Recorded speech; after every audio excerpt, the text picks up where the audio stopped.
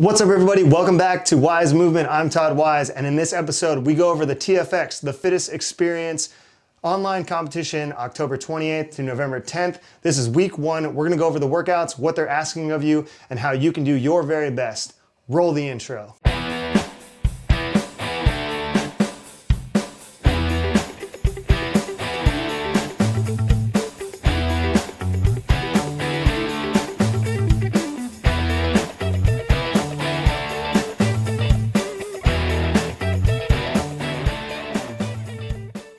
Let's start off with the first workout of the Fittest Experience 20.1. It's a squat clean thruster ladder ascending in repetitions for 6-minute AMRAP.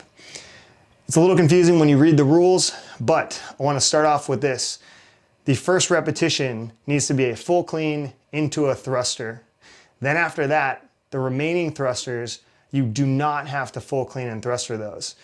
So if you need to break the thruster, you do a thruster, you break the thruster, you can power clean, squat into the next thruster. If you're really good at squat cleans and bounding out of the bottom, I would recommend just squat clean thrustering any reps that you break or want to start. Also, because of the rule that you have to squat clean thruster the first rep of each complex as you build up in repetitions, you don't want to miss that first one because that would be a no rep, and then you have to go back and do it again.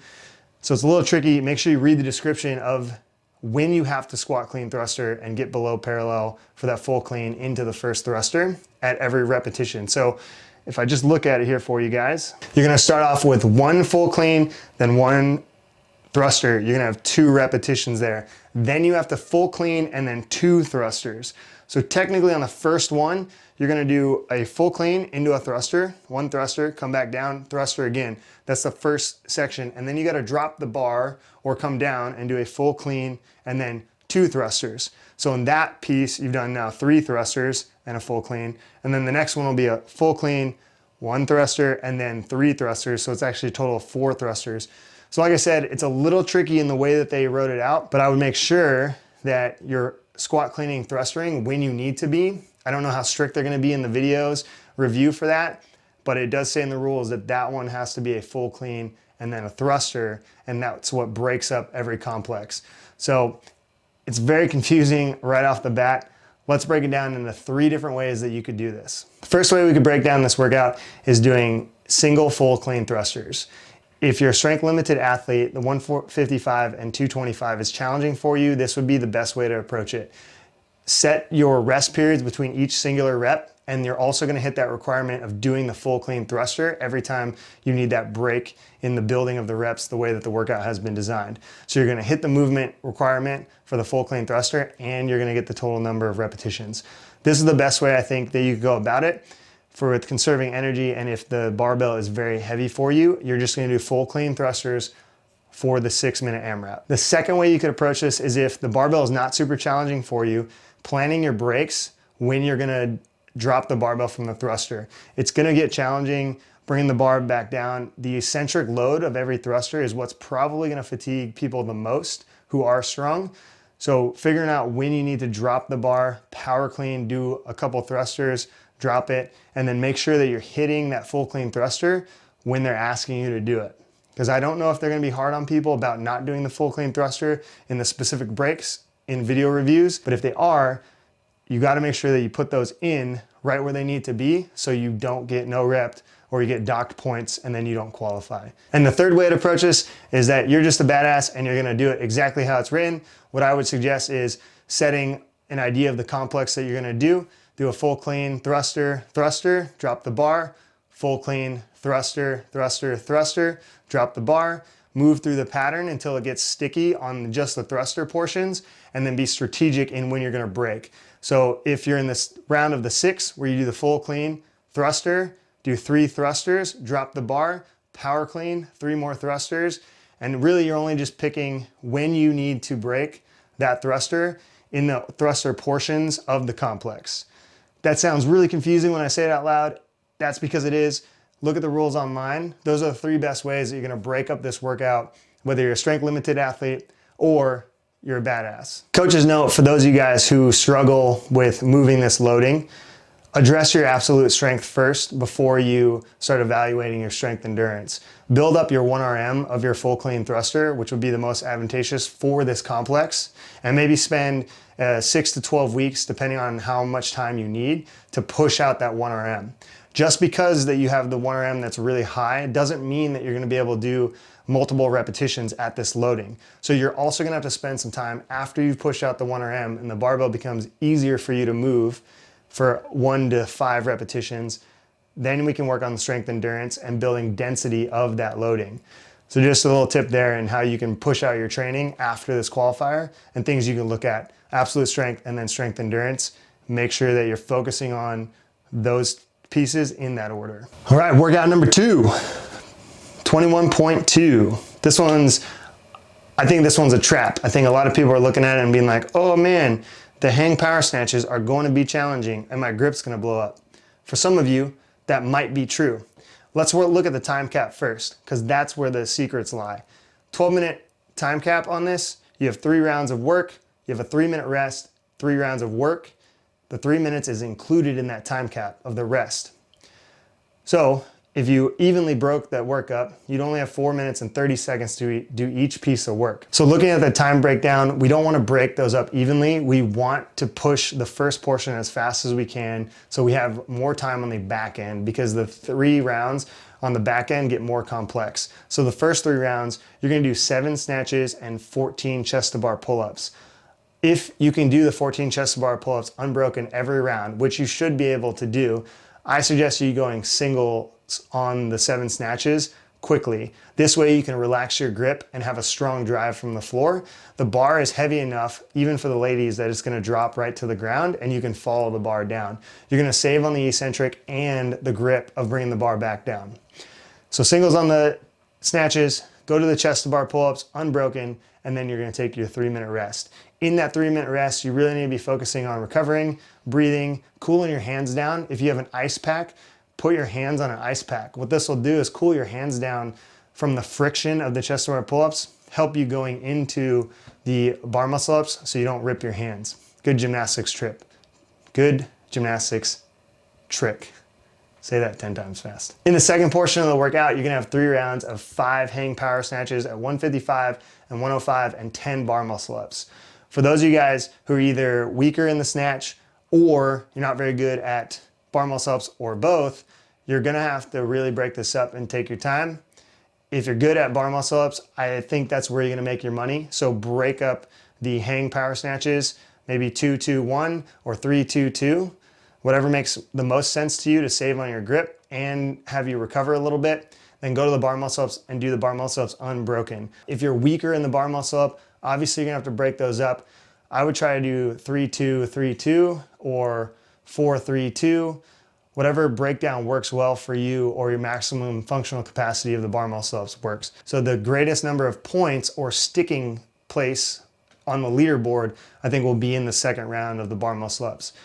If you're good at both, you're doing this for time, so you just have to make sure that you're moving quickly and you have the appropriate breaks and setting. Just move at a consistent rate, so send it and get a good time. Third and final workout, 21.3. This is a bottleneck workout on the leaderboard. You're gonna see most people all in the same area of this workout. I'm thinking it's gonna be in the 4th round of the row or in the latter half of the 3rd round of the chipper. So you're starting with 60 calories on the rower, 20 American swings, 15 box jumps, and 10 handstand push ups. This is a 14-minute AMRAP. If you go on the Concept 2 site and just fill out the row chart for pacing, you can kind of set how fast you need to row for calories per hour. That's going to get you to finish those 60 calories in your desired time. It's not going to give you a huge return when you're playing with 100 to like 200 extra calories per hour. So say you're a female athlete and you row at a 1080, you're not gonna get a huge reward rowing at a 1080 versus a 1200 as far as when you get off the rower. So it'd be more beneficial to row a little bit slower and then punch out the work in the middle. Most people, the 10 handstand push-ups should be done very quickly, the 15 box jump overs and the kettlebell swings. So all of that work is gonna be done, I would say, in less than 2 minutes for people who are moving quickly. Most of the time is gonna be spent on the rower, about 3 to 3:45 on the rower. At a 14-minute time cap, if you get through 3 rounds, majority of that time has been spent on the rower, about 9 minutes of that time. It's all on the rower. The work in the middle, you gotta move quick, you gotta go unbroken and find a strong rhythm and then get back to the rower, get in that groove and just move. The workout is all done on the rower. I can't say that enough times. I've probably said it like 20. So look up those row paces and hold what you can hold. Now that we've gone over the workouts and given you what you've came here for, let's go over total volume of the first week. I think most people are gonna get anywhere from 20 to 30 full clean thrusters. So let's just call them full clean and jerks for the sake of it. And you're gonna have 20 to 30 clean and jerks at 225, 155 for men and women.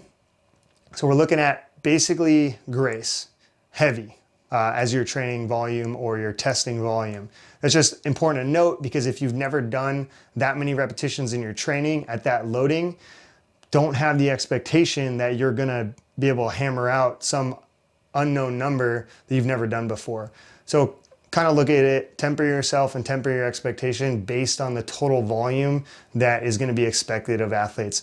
There will be outliers that are farther down, but I think it's gonna be between 20 and 30 repetitions for most people. Workout number 2, for everyone who finishes the workout, you're gonna be doing 21 snatches at a relatively light load and 42 chest to bar pull-ups. That first section is really easy. It's kind of a gimme, not a whole lot of volume there. But the second portion, you're gonna be doing 15 hang snatches at a heavier weight that might be really challenging for some people, and then 30 bar muscle ups. So similar to the clean and jerk idea, if you've never done 30 bar muscle ups, you're probably not gonna finish the workout, so you need to manage your time and figure out how you're gonna move fast in the first section and give yourself an opportunity to get as many reps as possible in the remaining of the time in the duration of the workout. So I think the crux of that workout is gonna be whether you can hang power snatch the load and do 30 bar muscle ups. If you can do both those things, you've done them in your training before, you're gonna be totally fine on this total volume for this workout. For the third workout, most people are gonna finish 3 rounds. So we're looking at 180 calories on the rower, 60 kettlebell swings, 45 box jump overs, and 30 handstand push ups. That's not a whole lot of volume. I think most athletes who signed up could definitely do that volume. If that was the volume required in a chipper, they could go through that and bang it out pretty easily. Most of you guys, if you've been doing CrossFit long enough, you've done that type of volume in class workout or in your training, whatever training program that you're doing. So I'm not too concerned about workout number 3 as far as recovery and where you're gonna put that in your weekend for all 3 of these workouts. Which brings me to what I would do for organizing these workouts for the course of the next couple days until you have to submit scores. I would start with the third and final workout. It's an aerobic style workout. It's gonna be the least taxing on your system other than your aerobic system. From there, I would go to workout number 1, which was the weightlifting style workout. It's gonna be hard on the central nervous system and maybe have a day rest and then do the second workout. The second workout is more glycolytic. It's gonna deplete you more. It's gonna be harder and higher intensity than the first 2 workouts. We're talking athletes who are developed, who have their energy systems built out. They've been training a lot. That order is gonna suit them the best. It's gonna suit your physiology better than just kind of randomly doing them or doing the one that you like first. So if you move from aerobic to the strength to the glycolytic, it's gonna be a little bit nicer on the system. You may have a better outcome because you organize them that way. So that's it for the TFX breakdown. Hope this was helpful for you guys. I have some athletes doing these workouts. That's what inspired the video, and not sponsored. I don't even think they know who I am. If you want to sign up, go to thefittestexperience.com. We'll put it down below here for you. If you like this video, like and subscribe, ring the bell, hit the notifications, comment down below, hit the thumbs up, do all the things that the YouTube likes so it pushes our videos out and people get to see these cool things. And we'll see you guys in the next one. TFX, the fittest experience. Don't sign up. Sign up, don't sign up. You don't need to sign up. You should be training for the open. There's no reason to sign up for this thing. People who signed up, I don't know why they signed up, but I have people who signed up and now they're doing it and they're gonna have a good time. But you know what's a better time than the fittest experience? Doing well in the open. That's a better time. That's in my opinion. I could be wrong. What's better? Doing the fittest experience or doing well in the open comment down below, like and subscribe, and we'll see you guys in the next video. Goodbye.